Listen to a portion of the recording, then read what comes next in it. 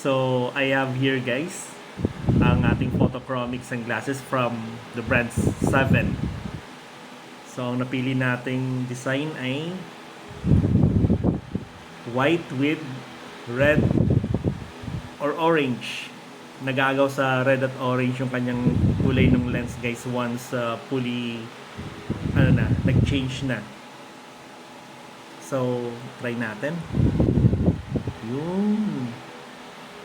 So, comfortable naman ang kanyang nosepad.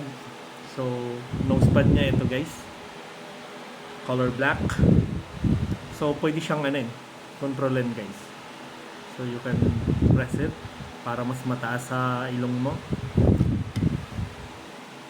There. Pero para sa akin, mas gusto ko siyang medyo mababa.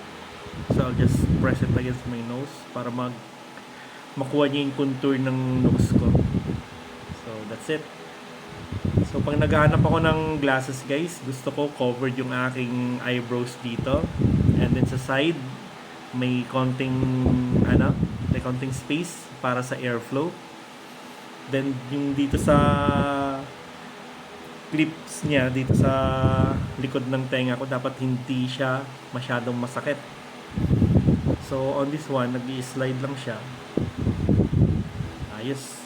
Hindi siya madaling matanggal. Alam niyo naman sa mountain biking guys, matagtag kami palagi. So, we need a stable shades while riding. So, this is the side view. Yes. So,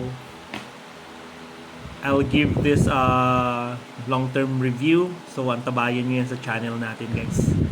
And if you want glasses like this, I'll put the link down sa the description guys or dun sa ating yellow basket.